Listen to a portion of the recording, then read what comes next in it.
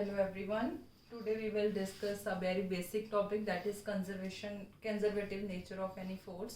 Previous class ਦੇ ਵਿੱਚ ਤੁਸੀਂ conservation ਪੜ੍ਹ ਚੁੱਕੇ ਹੋ, conservation of an gravitational force. ਇਸ ਕਲਾਸ ਦੇ ਵਿੱਚ ਅਸੀਂ conservation of electrostatic force ਪੜਾਂਗੇ. ਲਾਈਕ ਜਿੱਦਾਂ ਤੁਸੀਂ ਆਪਣੇ previous topic ਦੇ ਵਿੱਚ ਪੜਿਆ ਹੈਗਾ ਕਿ potential energy क्या है. Potential energy is basically a work done to take a point charge from infinity to electric field. ਜਦੋਂ ਅਸੀਂ ਇੱਕ point charge ਨੂੰ infinity ਤੋਂ gravitational electric field ਦੇ ਵਿੱਚ ਲੈ ਕੇ ਆਉਂਦੇ ਆ, ਜਿਹੜੀ ਸਾਨੂੰ work done ਕਰਨਾ ਪੈ ਰਿਹਾ ਉਹਨੂੰ ਅਸੀਂ ਕਹਿ ਦਿੰਦੇ ਆ ਚਾਰਜ ਨੂੰ ਇਲੈਕਟ੍ਰਿਕ ਫੀਲਡ ਦੇ ਵਿੱਚ ਲੈ ਕੇ ਆਉਣ ਲਈ ਕੀਤਾ ਗਿਆ ਵਰਕ ਡਨ ਜਦੋਂ ਪੋਟੈਂਸ਼ੀਅਲ એનર્ਜੀ ਚ ਸੇਵ ਹੋ ਜਾਂਦਾ ਉਹਨੂੰ ਅਸੀਂ ਕਹਿ ਦਿੰਦੇ ਆ ਪੋਟੈਂਸ਼ੀਅਲ એનર્ਜੀ. ਉਹਨੂੰ ਅਸੀਂ ਬੇਸਿਕਲੀ ਸਮਝਾ ਕਿਵੇਂ ਸਕਦੇ ਹਾਂ ਕਿ ਸਪੋਜ਼ ਇੱਥੇ ਮੇਰੇ ਕੋਲ ਇਲੈਕਟ੍ਰਿਕ ਫੀਲਡ ਹੈ. ਇਲੈਕਟ੍ਰਿਕ ਫੀਲਡ ਆਇਆ ਕਿਹਦੇ ਕਰਕੇ? ਸਪੋਜ਼ ਮੇਰੇ ਕੋਲ ਇੱਕ ਚਾਰਜ Q ਹੈ, ਠੀਕ ਹੈ, ਚਾਰਜ Q ਹੈ ਜਾਂ ਪੋਜ਼ਿਟਿਵ Q, ਉਹਦੇ ਵਿੱਚ ਕੀ ਹੈ? ਇਲੈਕਟ੍ਰਿਕ ਫੀਲਡ ਹੈ, ਠੀਕ ਹੈ. ਤਾਂ ਇੱਕ ਅਸੀਂ ਇਨਫਿਨਿਟੀ ਤੋਂ ਇੱਕ ਪੁਆਇੰਟ ਚਾਰਜ Q ਨੂੰ ਇਹਦੇ ਫੀਲਡ ਦੇ ਵਿੱਚ ਇਹਦੇ ਅਰਾਊਂਡ ਜੋ ਫੀਲਡ ਹੈ ਇਲੈਕਟ੍ਰਿਕ ਫੀਲਡ ਉਹਦੇ ਵਿੱਚ ਲੈ ਕੇ ਆਉਣਾ, ਫੀਲਡ ਦੇ ਅੰਦਰ ਲੈ ਕੇ ਆਉਣਾ. ਜਿੰਨਾ ਇਸ ਚਾਰਜ ਨੂੰ ਇੱਥੋਂ ਲੈ ਕੇ ਆਉਣ ਦੇ ਲਈ ਵਰਕ ਕਰਨਾ ਪਏਗਾ ਉਹਨੂੰ ਅਸੀਂ ਕਵਾਂਗੇ ਪੋਟੈਂਸ਼ੀਅਲ એનર્ਜੀ, ਠੀਕ ਹੈ. ਤਾਂ ਹੁਣ ਅਸੀਂ ਇਹੀ ਚੀਜ਼ ਪੜ੍ਹਨੀ ਆ ਕਿ ਇਹ ਜੋ ਇਲੈਕਟ੍ਰੋਸਟੈਟਿਕ ਫੋਰਸਿਸ ਹੁੰਦੀਆਂ ਨੇ, ਕਿਉਂਕਿ ਸਾਨੂੰ ਇਸ पॉजिटिव क्यों चार्ज है, पॉजिटिव क्यों चार्ज है, इलेक्ट्रिक फील्ड इस डायरेक्शन ਦੇ ਵਿੱਚ ਹੈ, ਠੀਕ ਹੈ. ਇਲੈਕਟ੍ਰਿਕ ਫੀਲਡ ਸਾਰਾ ਕਿਸ ਡਾਇਰੈਕਸ਼ਨ ਦੇ ਵਿੱਚ? ਇਸ ਡਾਇਰੈਕਸ਼ਨ 'ਚ. ਹੁਣ ਇਸ ਚਾਰਜ ਨੂੰ ਇਸ ਇਲੈਕਟ੍ਰਿਕ ਫੀਲਡ ਦੇ ਵਿੱਚ ਲੈ ਕੇ ਆਉਣ ਦੇ ਲਈ ਸਾਨੂੰ ਓਬਵੀਅਸਲੀ ਕੀ ਕਰਨਾ ਪਏਗਾ? ਕੋਈ ਐਕਸਟਰਨਲ ਫੋਰਸ ਲਗਾਣੀ ਪਏਗੀ ਜੋ ਇਹਦੇ ਅਗੇਂਸਟ ਕੰਮ ਕਰੇਗੀ, ਠੀਕ ਹੈ. ਜਿਹੜੀ ਇਹ ਫੋਰਸ ਸਾਨੂੰ ਇੱਥੇ ਲਗਾਣੀ ਪਏਗੀ ਉਹਦੀ ਕੰਜ਼ਰਵੇਸ਼ਨ ਉਹਨੂੰ ਦੇਖਣਾ ਹੈਗਾ ਅਸੀਂ ਕਿ ਉਹ ਇੱਥੇ ਆ ਕੇ ਕੰਜ਼ਰਵ ਰਹਿੰਦੀ ਹੈ ਕਿ ਨਹੀਂ. ਤਾਂ ਅਸੀਂ ਪਹਿਲਾਂ ਵੀ ਇਹ ਪੜ੍ਹ ਚੁੱਕੇ ਹਾਂ ਕਿ ਜੋ ਕੰਜ਼ਰਵੇਸ਼ਨ ਨੇਚਰ ਸ਼ੋ ਕਰਦੀ ਆ ਉਹ ਸਿਰਫ ਇਨੀਸ਼ੀਅਲ ਪੁਆਇੰਟ ਔਰ ਫਾਈਨਲ ਪੁਆਇੰਟ ਤੇ ਹੀ ਡਿਪੈਂਡ ਕਰਦੀ ਹੈ, ਠੀਕ ਹੈ. ਉਹਨੂੰ ਅਸੀਂ ਹੁਣ ਛੋਟੀ ਜਿਹੀ ਡੈਰੀਵੇਸ਼ਨ ਦੇ ਵਿੱਚ ਪੜਾਂਗੇ, ਦੇਖਾਂਗੇ, ਠੀਕ ਹੈ. ਸਪੋਜ਼ ਕਰਨਾ ਅਸੀਂ ਕਿ ਇਸ ਚਾਰਜ ਨੂੰ ਅਸੀਂ ਲੈ ਕੇ ਆ ਰਹੇ ਹਾਂ ਤੇ ਅਸੀਂ ਇੱਕ ਪੁਆਇੰਟ ਲੈ ਕੇ ਆਂਦਾ, ਸਪੋਜ਼ ਪੁਆਇੰਟ A ਦੇ ਉੱਤੇ ਇਸ ਚਾਰਜ ਨੂੰ ਲੈ ਕੇ ਆਂਦਾ, ਠੀਕ ਹੈ. ਔਰ ਉਸ ਤੋਂ ਬਾਅਦ ਥੋੜੀ ਹੋਰ ਫੋਰਸ ਲਗਾ ਕੇ ਅਸੀਂ ਇਸ ਪੁਆਇੰਟ ਨੂੰ ਇੱਥੇ ਤੱਕ ਲੈ ਕੇ ਆਏ ਆ, ਦੈਟ ਇਜ਼ ਪੁਆਇੰਟ B, ਠੀਕ ਹੈ. ਤੇ ਪੁਆਇੰਟ A ਦੇ ਉੱਤੇ ਪੋਟੈਂਸ਼ੀਅਲ VA ਹੈ ਔਰ ਪੁਆਇੰਟ B ਦੇ ਉੱਤੇ ਪੋਟੈਂਸ਼ੀਅਲ VB ਹੈ. ਹੁਣ ਇੱਕ ਚੀਜ਼ ਸਾਨੂੰ ਧਿਆਨ 'ਚ ਰੱਖਣੀ ਪਏਗੀ ਕਿ ਇਸ ਚਾਰਜ ਨੂੰ ਅਸੀਂ ਇਸ ਪੋਜ਼ਿਟਿਵ Q ਚਾਰਜ ਦੇ ਫੀਲਡ ਦੇ ਵਿੱਚ ਲੈ ਕੇ ਆਣਾ. ਅਸੀਂ ਉਹਨੂੰ ਚਾਹੇ ਇਸ ਪਾਥ ਨਾਲ ਇਸ ਪਾਥ ਤੇ ਲੈ ਆਈਏ, ਚਾਹੇ ਮੈਂ ਉਹਨੂੰ ਇਸ ਪਾਥ ਤੋਂ ਲੈ ਆਵਾਂ, ਚਾਹੇ ਮੈਂ ਉਹਨੂੰ ਇਸ ਪਾਥ ਤੋਂ ਲੈ ਕੇ ਆਣਾ. ਅਗਰ ਮੈਨੂੰ ਇਹਨੂੰ ਇੱਥੇ ਤੱਕ ਲੈ ਕੇ ਆਉਣ ਦੇ ਲਈ 12 ਜੂਲ ਵਰਕ ਡਨ ਕਰਨਾ ਪੜੇਗਾ ਜਾਂ ਇਹਨੂੰ ਇੱਥੇ ਤੱਕ ਲੈ ਕੇ ਆਉਣ ਦੇ ਲਈ 12 ਜੂਲ, ਤਾਂ ਇਹਨੂੰ ਵੀ 12 ਜੂਲ ਹੀ ਕੰਮ ਕਰਨਾ ਪਏਗਾ ਸਾਨੂੰ, ਠੀਕ ਹੈ. That is what we called ਕਿ ਇਹ ਸਿਰਫ ਇਨੀਸ਼ੀਅਲ ਪੁਆਇੰਟ ਤੇ ਫਾਈਨਲ ਪੁਆਇੰਟ ਤੇ ਡਿਪੈਂਡ ਕਰਦਾ. ਉਹਨੂੰ ਅਸੀਂ ਹੁਣ ਸ਼ੋ ਵੀ ਕਰਾਂਗੇ, ਠੀਕ ਹੈ. ਹੁਣ ਤੁਸੀਂ ਤੁਹਾਡੇ ਦਿਮਾਗ 'ਚ ਇਹ ਵੀ ਇੱਕ ਚੀਜ਼ ਆਏਗੀ ਕਿ ਮੈਮ ਹਾਊ, ਤਾਂ ਉਹਦੇ ਵਿੱਚ ਅਸੀਂ ਇਹ ਕਹਿ ਸਕਦੇ ਹਾਂ ਕਿ ਜਦੋਂ ਮੇਰਾ ਚਾਰਜ ਇੱਥੋਂ ਲੈ ਕੇ ਆਇਆ ਤਾਂ ਅਸੀਂ ਅਗੇਂਸਟ ਇਹਦੇ ਕੰਮ ਕੀਤਾ, ਤਾਂ ਜਿਹੜੀ એનર્ਜੀ ਇਹਦੇ ਵਿੱਚ ਸੇਵ ਹੋਈ ਉਹਨੂੰ ਅਸੀਂ ਕੀ ਕਹਿ ਦਿੱਤਾ? ਪੋਟੈਂਸ਼ੀਅਲ એનર્ਜੀ ਕਹਿਤਾ, ਠੀਕ ਹੈ. ਕਿਉਂਕਿ ਅਸੀਂ ਇਸ ਚਾਰਜ ਦੇ ਅਗੇਂਸਟ ਕੰਮ ਕਰ ਰਹੇ ਹਾਂ. ਸਪੋਜ਼ ਮੈਂ ਹੁਣ ਇਸ ਚਾਰਜ ਦੇ ਇਸ ਚਾਰਜ ਨੂੰ ਹੀ ਹਟਾ ਦਿੰਦੀ ਹਾਂ ਤਾਂ ਦੈਟ ਮੀਨਸ ਇੱਥੋਂ ਫੀਲਡ ਹਟ ਗਿਆ, ਠੀਕ ਹੈ. ਫੀਲਡ ਹਟ ਗਿਆ ਤਾਂ ਹੁਣ ਚਾਰਜ ਕੀ ਹੈ? ਵਾਪਸ ਜਾਣਾ ਸ਼ੁਰੂ ਹੋ ਜਾਊਗਾ. ਜਿਹੜੀ ਇਹ ਪੋਟੈਂਸ਼ੀਅਲ એનર્ਜੀ ਦੇ ਇੱਥੇ ਸੇਵ ਹੋਈ ਸੀ ਉਹ ਇਸ ਚਾਰਜ ਨੂੰ ਕਿਆ ਦੇ ਦੇਗੀ? ਕਾਇਨੈਟਿਕ એનર્ਜੀ ਦੇ ਦੇਗੀ. ਤਾਂ ਕੀ ਹੋ ਜਾਂਦਾ?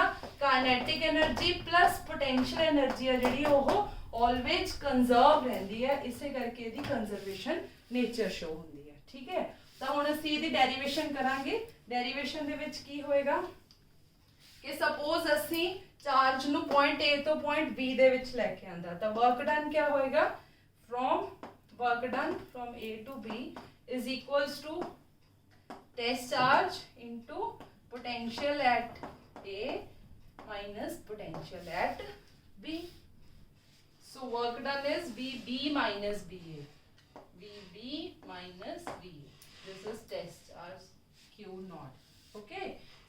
work done from B to A. Test charge will be same, VA minus VB.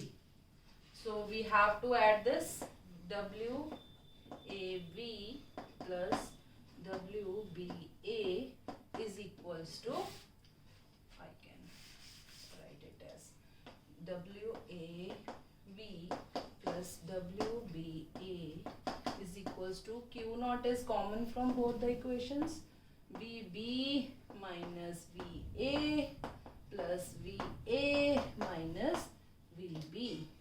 This VB will cancel out with this will cancel out with this. So from this equation we can say this is conservative in nature. Sorry, this is VB.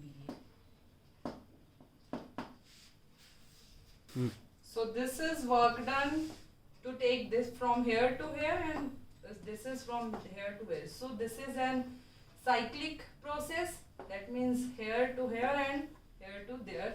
So we can say that the work done in this cyclic process is 0. So we have to do another basic topic, that is a relation between electric field, that means E, and electric potential, that means we have to derive the relation between this E and V. This is a very basic formula that we have to derive. ਹੁਣ ਇਸ relation ਦੇ ਵਿੱਚ ਅਸੀਂ ਇੱਕ ਇਕੁਪੋਟੈਂਸ਼ੀਅਲ surface, ਜੋ ਸ਼ਾਇਦ ਤੁਸੀਂ ਇਸ ਤੋਂ ਪਹਿਲਾਂ ਪੜ੍ਹ ਚੁੱਕੇ ਹੋ, ਇਕੁਪੋਟੈਂਸ਼ੀਅਲ ਸਰਫੇਸ ਹੈਗਾ ਮੈਂ 2, ठीक है, सॉरी इक्विपोटेंशियल सरफेस है, ठीक है। इलेक्ट्रिक फील्ड इस डायरेक्शन दे विच लगा रहे हैं, electric field is in this direction. Suppose this इस वाले इक्विपोटेंशियल सरफेस दा पोटेंशियल की है V, इस वाले दा है V प्लस डेल्टा V। हुन सपोज एक पॉइंट P है इत्थे, जिदे तो मैं एक चार्ज नू लेके आ रही हां, चार्ज, ठीक है, चार्ज नू इस डायरेक्शन दे विच लेके आ रही हां। When this charge is doing against the work done, this electric field. So we have to calculate this work done. So we have to write work done. If we are considering this B and this A, okay, work done from B to A is equals to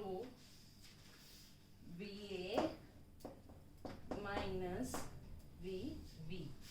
Work done is also equals to, we know, work done is also equals to force into distance, forces, charge into field, charge is here point unit charge, E into D, है ना?